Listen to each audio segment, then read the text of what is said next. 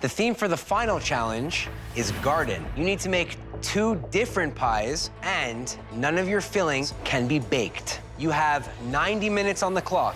Your time starts now. So a garden pie I get, but are you kidding me? I can't bake these pies. So I'm going to make a sweet avocado pie with almond crust and tomato jam. The second pie I'm gonna make is a salted honey and rosewater ice cream pie in a rosewater crust topped with a bee pollen granola. Avocados are nice and soft, so that's gonna make it easy. I'm making an avocado filling, and I'm making it with cream cheese and some sweetened condensed milk to give it that sweetness. It's gonna need to chill for 30 minutes, so we need to get it going.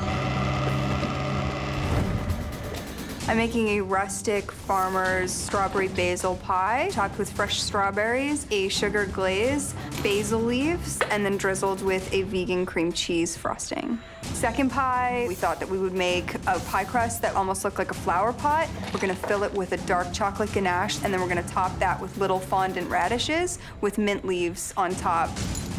The first thing that I've gotta do is I've gotta make the crust. I've been making this crust for 21 years, which is no small feat considering I'm only 31.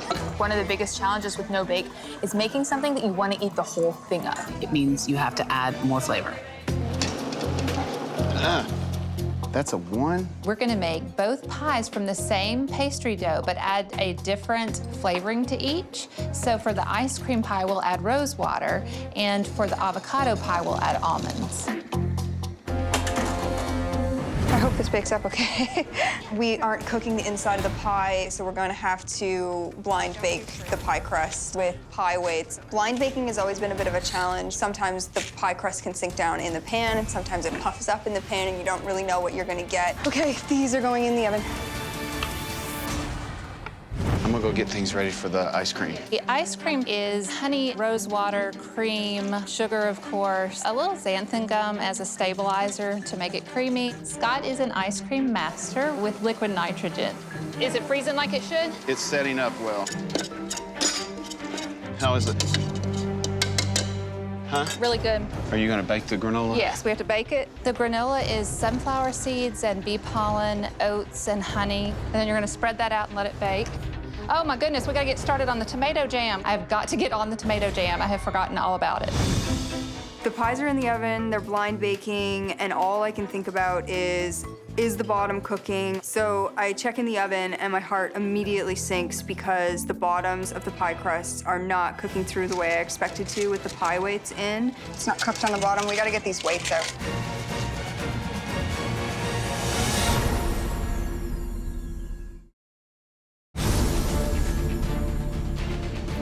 Bakers, 15 minutes to $10,000. They're nice and brown. So the pies are done, finally.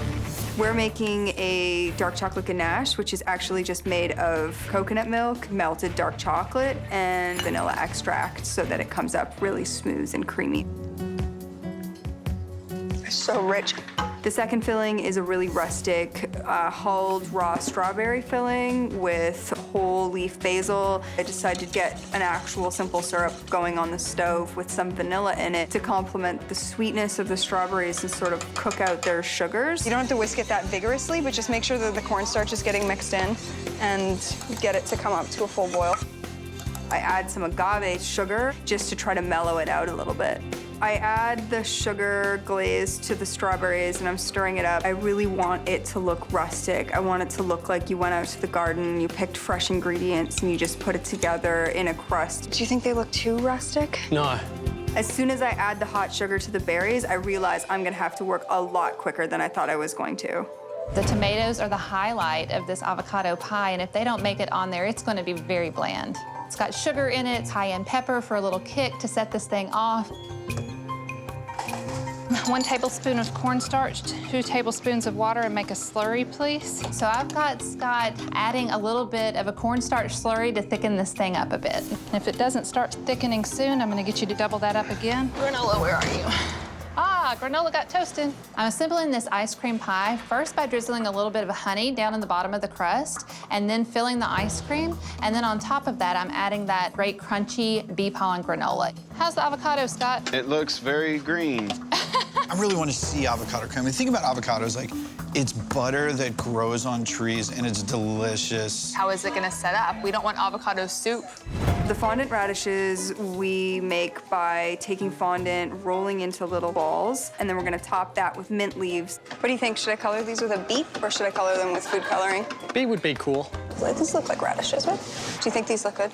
I think they look really pretty and cute. 1 minute left. 1 more minute. It's time to get this thing topped, and the jam has not set completely where I want it to be. It has thickened up some, but we're just gonna use it as a drizzle now. The chocolate ganache comes out of the fridge. We're gonna start putting it into the pie shells. Yeah, let's go easy. Put that much in the other two. I don't get it, man. Jen's making a predominantly chocolate pie. Now, I know she has a little mint in there. Does that really say garden? On top of the chocolate ganache, we sprinkled some dark cocoa powder and some sugar just to add a little bit of sweetness and also just to make it really look like loose dirt. 10, 9, 8, 7, pull 'em out, pull 'em out. 6, 5, 4, 3, 2, 1. That's it, guys. Competition is over. One of you will walk away with $10,000, and one of you is going home.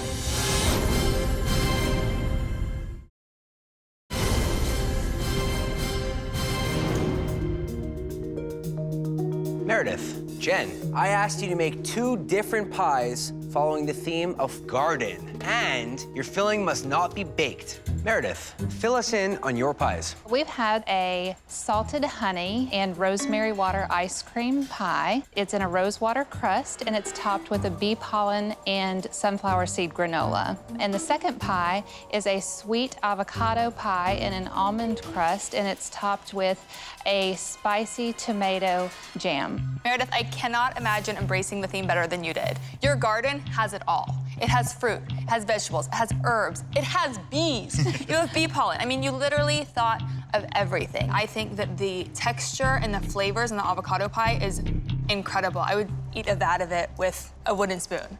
Thank you. But what happened with the crust? It doesn't look like it was baked at all. Yeah, I'm sorry.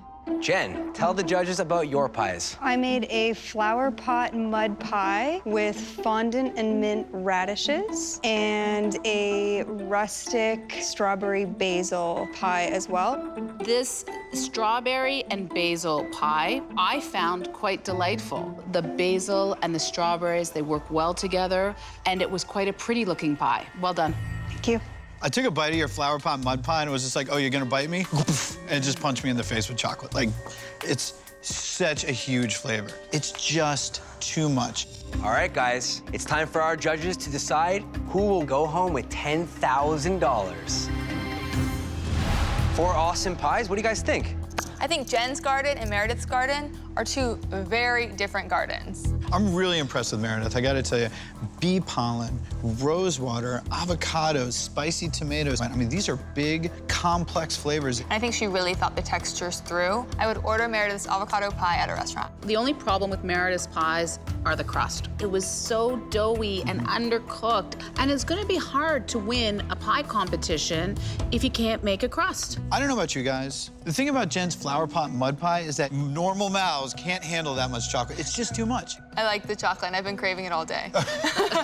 Jen's strawberry pie is something that you would serve at a garden party. I love the basil in it. The strawberries are really good. I love this pie. It's more like a tart than a pie and kind of left me wanting more.